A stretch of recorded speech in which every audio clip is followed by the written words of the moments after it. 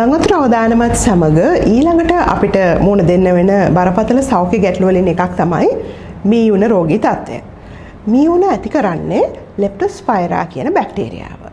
මේ බැක්ටීරියාව ජීවත් වෙන්නේ මීයන්ගේ සහ අනෙකුත් ක්ෂීරපායි සතුන්ගේ උදාහරණ වශයෙන් බල්ලෝ, හරක්, ඌරෝ ඒ වගේ ඕනම සතෙක්ගේ ඉන්න පුළුවන්. ඒගොල්ලන්ගේ මුත්‍රාශයේ ජීවත් වෙන්නේ. ඒතර ඒගොල්ලන්ගේ මුත්‍රාත් එක්ක මේ මීයුන හදන බැක්ටීරියාව පරිසරයට නිදහස් වෙනවා. එතකොට ජලය සහිත පරිසරවල, තෙත මඩ සහිත පරිසරවල මේ බැක්ටීරියාව ඉතාමත් හොඳින් ජීවත් වෙනවා.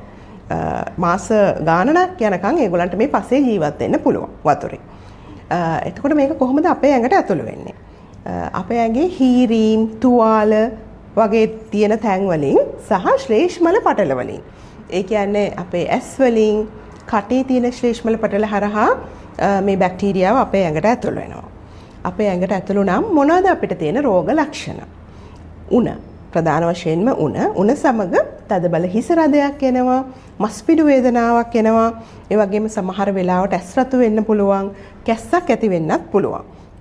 එතකොට අපි මේක සුළු කොට තකන්න හොඳ නැහැ.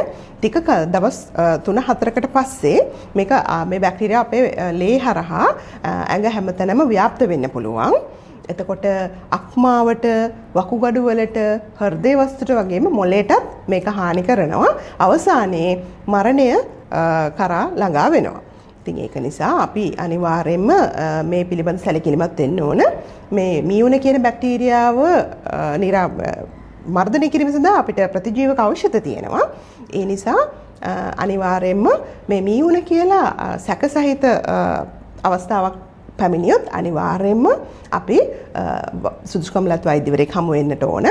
ඒ වගේම මේ ගම් වතුර සහිත අවස්ථාවක් නිසා මේ මීයුන බැක්ටීරියාව සහිත ජලය අපේ ඇඟට ඇතුළු වෙන්න පුළුවන්.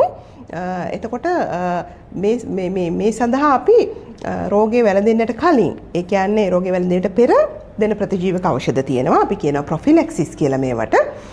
එතකොට මහජන සෞඛ්‍ය පරීක්ෂකතුමා හරහා මේවා අපිට ලබා ගන්න පුළුවන්. ඒ වගේම ගම් වතුර බහලා ගියාට පස්සේ අපි අපේ නිවෙස් කරා ගිහිල්ලා අපේ ගෙවල් පිරිසිදු කරනවා.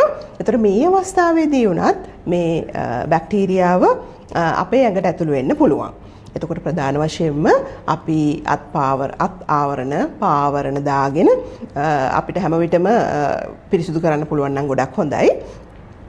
ඒ වගේම අපි වතුර උතුරවලා නිවා ගන්න ඕනේ.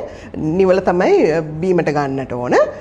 මොකද මේ බැක්ටීරියාව මේ දවස්වල පරිසරයේ හැමතැනම තියෙන්න පුළුවන්. එතකොට ඒ ආකාරයෙන් අපි මේ රෝගෙන් ආරක්ෂා වීමෙන් සහ උණ හැදුනොත් නොපමා වෛද්‍යවරයෙක් කරා යොමු වීමෙන් අපට මේ රෝග තත්ත්වය වළක්වා ගන්න පුළුවන්.